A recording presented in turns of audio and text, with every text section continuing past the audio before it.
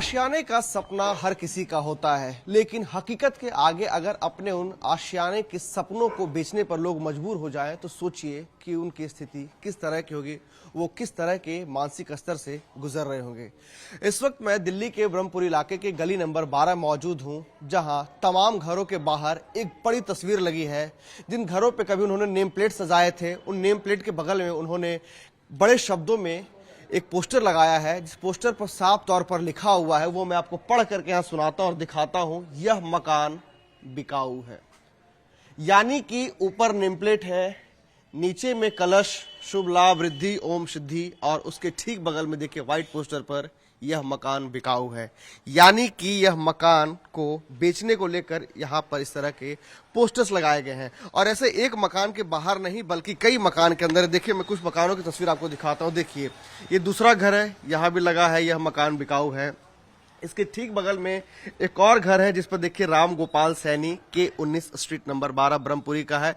इनके भी देखिए दीवार पे यह पोस्टर चिपका हुआ है कि यह मकान बिकाऊ है। और यहाँ पे मैं आपको और भी तस्वीरें दिखाता हूँ थोड़ी इन गलियों में चल करके, कि देखिए जगह जगह किस तरह से। देखिए, यह गोपाल वर्मा, आशीष वर्मा जी का घर है के 19। देखिए यहाँ भी पोस्टर लगे हैं, यह मकान बिकाऊ है। और इसके ठीक दूसरी तरफ की मैं तस्वीर आपको दिखा रहा हूँ। देखिए, यह मकान बिकाऊ है। एक और तस्वीर मैं आपको दिखा रहा हूँ इसी गली की। देखिए, ये घर जो है ये राम बाबू गुप्ता का है। एड्रेस इसका L52/2 है, गली नंबर 12। इनके भी घर के दरवाजे पे देखिए ये पोस्टर लगा है, यह मकान बिकाऊ है। और इस तरह के जो पोस्टर हैं वो एक दो नहीं, बल्कि इस तरह के असंख्य घर हैं इन गलियों में, जिनके घरों के बाहर इस तरह के पोस्टर लगे हुए हैं, जहां पोस्टर पर साफ तौर पर लिखा हुआ है कि यह मकान बिकाऊ है।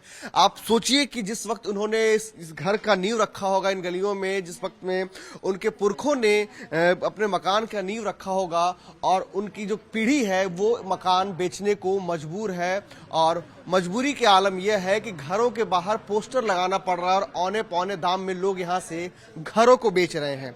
हमारे साथ यहाँ के कुछ लोग मौजूद हैं। देखिए, महिलाएं भी हैं और यहाँ पर इस मोहल्ले के कुछ पुरुष भी हैं। हम उन लोगों से बात करने की कोशिश करेंगे, समझने की कोशिश करेंगे कि आखिर उनके इस मकान बेचने के पीछे की पीड़ा क्या है।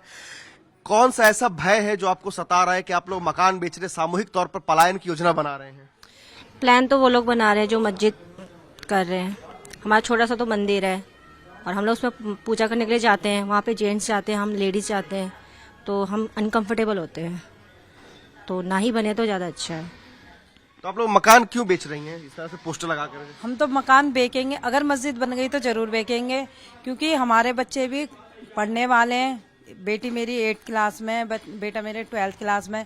अब यहाँ से बच्चे आते हैं ना, तो उनको थोड़ा अजीब फील होता है, क्योंकि यहाँ पे लड़के बैठे रहते हैं, चोरी भी होती हैं। मतलब एक तरीके से माहौल अच्छा नहीं है 12 नंबर गली में आगे पर। तो और जैसे कभी ऐसा होता है कि बहुत रिश्तेदार आते हैं, वो लोग भी नहीं आते हमारे, क्योंकि हमें अजीब लगता है हमारे रिश्तेदार नहीं आते, तो फिर हम कैसे बुलाएंगे? अगर कोई फंक्शन करेंगे या बच्चों की शादी करेंगे, नहीं आएंगे वो, क्योंकि मेन रास्ता हमारा यही है 12 नंबर गली का, ब्रह्मपुरी रोड जो है, तो रिश्तेदारों को आने का रास्ता यही है। तो वो लोग नहीं आएंगे तो हम क्या करेंगे? यहाँ पे हमें उनके पास जाना पड़ेगा। फिर ये बताइए कि क्या किसी खास वर्ग के लोगों से आप लोगों को समस्या, इसलिए मकान बेचने पे मजबूर हो रहे हैं आप लोग? 13 नंबर में इनकी मस्जिद थी, अब ये 12 में ही बना रहे हैं, और 11 में ही हमारा मंदिर है, 10 कदम की दूरी पे हमारा मंदिर है। अब ये लोग नमाज पढ़ेंगे, अगर इधर मंदिर बनाएंगे, वो गेट मस्जिद बनाएंगे तो नमाज पढ़ेंगे, इधर हमारे कीर्तन भी होते हैं, भजन भी होते हैं, तो इन लोगों को दिक्कत होगी।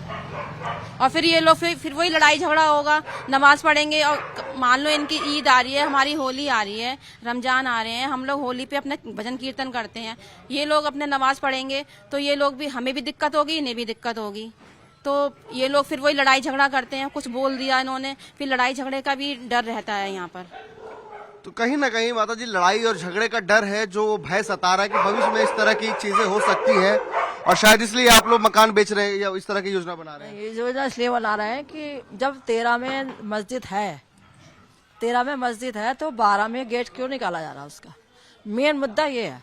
और फिर इनकी शुक्रवार को नमाज होती है, तो ये तो बहुत ज्यादा ढेर सड़कों पे ही कर लेते हैं। हम थोड़ा करते हैं सड़क पे, क्योंकि हमारा छोटा मंदिर है, इसलिए सड़क पे करना पड़ता है हमें कि भजन कीर्तन। कब से रह रहे हैं आप लोग यहाँ पे?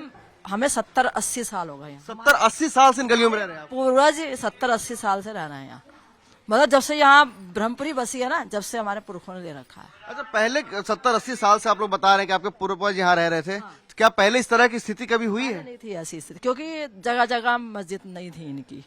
हर जो कि अब दुकान जो लिया है ना उन्होंने प्लॉट, वो रिहायशी उसके लिए लिया था, लेकिन ये मस्जिद ही बनाने लगे उसको। कारखाने में लगा। डर सता रहा है आप लोगों को? सर हाँ जी, डर सता रहा है हमें। और डर की वजह आपकी क्या है? सर डर की वजह यही है कि माहौल ठीक नहीं है यहाँ का, और फिर अगर मस्जिद बन जाएगी तो जाहिर सी बात है कि वहाँ बलि भी दी जाया करेगी, और वहाँ पे मंदिर है, और फिर हमारा मंदिर तो भ्रष्ट हो जाएगा। हमारे घर में तो लहसुन प्याज भी नहीं खाया जाता है, फिर हम कैसे रहेंगे?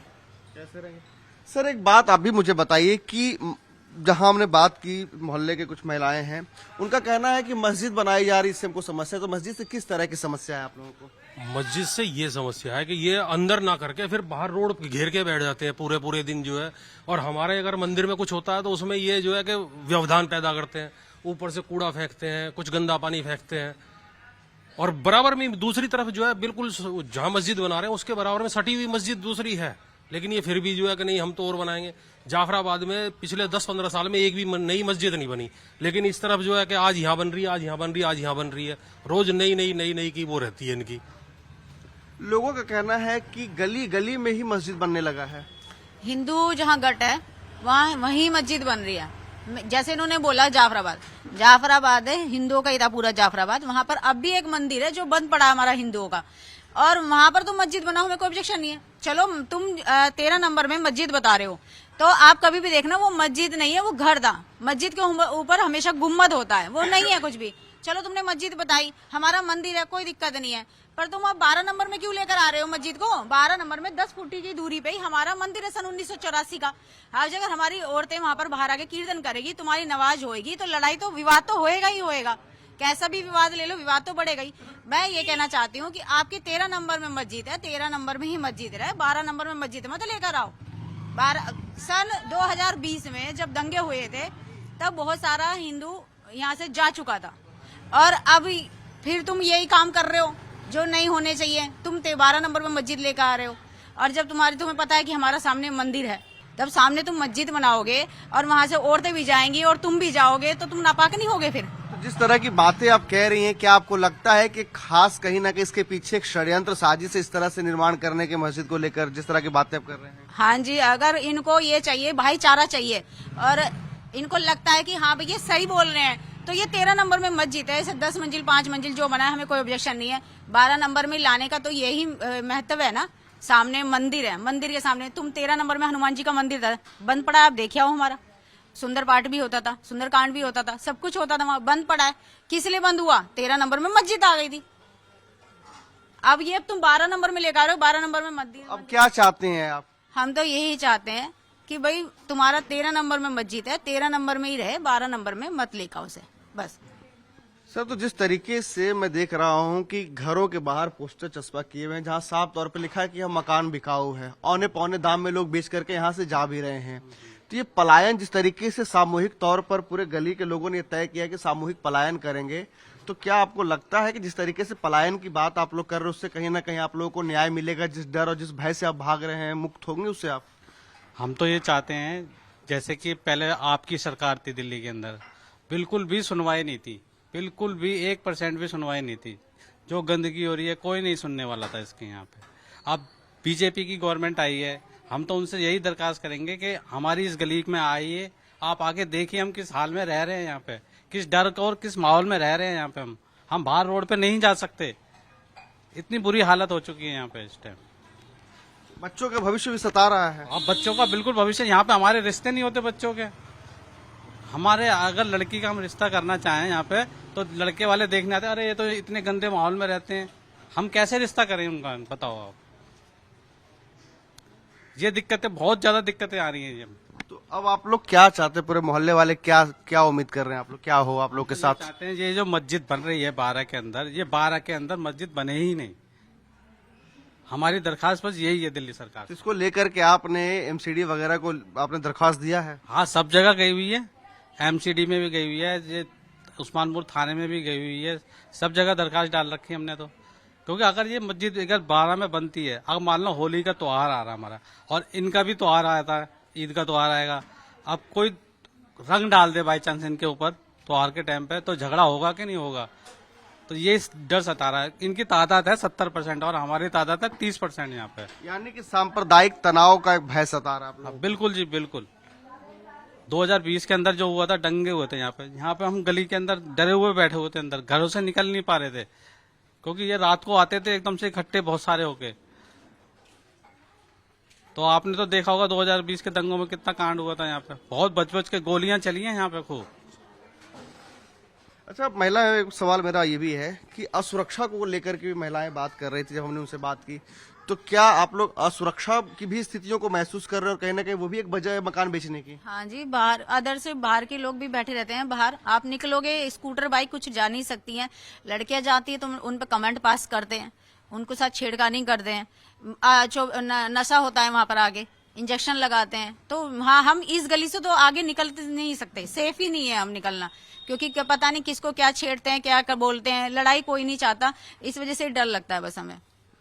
यानी कि आप लोग असुरक्षित महसूस करते हैं घर से बाहर? असुरक्षित महसूस करते हैं। ऊपर से इन लोगों ने कारखाने भी बना रखे हैं, यहाँ पे रहने की जगह है रहो, लेकिन ये कारखाने बना रखे, इतनी गंदी गली कर रखी है बहुत ज्यादा, और लड़के भी बहुत ज्यादा यहाँ पे आते हैं। हमारे बच्चे आना जाना भी उनका दुश्वार हो रखा है, यहाँ वो आ नहीं सकते इतनी गंदगी में।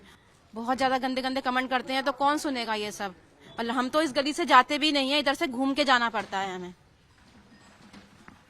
तो देखिए, ये गली नंबर 12 के मैंने लोगों की बातें आपको सुनाई कि लोगों की कई तरह की समस्याएं हैं। जितनी समस्याएं हैं उससे ज्यादा घरों के बाहर मकान बेचने को लेकर पोस्टर लगाए हुए हैं, जहां इन्होंने महिलाओं की सुरक्षा को लेकर के बातें कही कि जो महिलाएं हैं वो पूजा करने जाती हैं, मंदिर जाती हैं, असुरक्षित महसूस करते हैं। वहीं कुछ लोगों का कहना है कि इनके मोहल्ले में कोई रिश्तेदार नहीं आते हैं, क्योंकि बाहर कई बाहरी लोग बैठे होते हैं जो कमेंट करते हैं महिलाओं पे, लड़कियों पे। वहीं कुछ लोगों का कहना है कि बच्चों की रिश्तेदारी नहीं हो पाती है, उनके शादी ब्याह को लेकर रिश्ते नहीं आते हैं।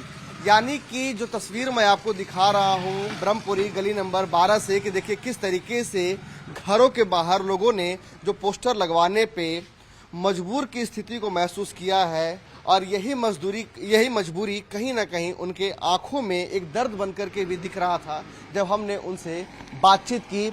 और ये जो पोस्टर्स लगे हैं, इस तरह की पहले भी इस तरह की स्थितियां ब्रह्मपुरी के अंदर देखने को मिली है, लेकिन जिस तरीके से ब्रह्मपुरी के गली नंबर 12 में घरों के बाहर लोगों ने पोस्टर्स लगाए हैं और उनके चेहरे पे और जहन में जो बेचैनियां बातचीत के दौरान दिखी है, वह प्रशासन के सामने कई तरह के सवाल खड़े करती है। वीडियो आमिल के साथ प्रेरित कुमार, टाइम्स नाउ, भारत।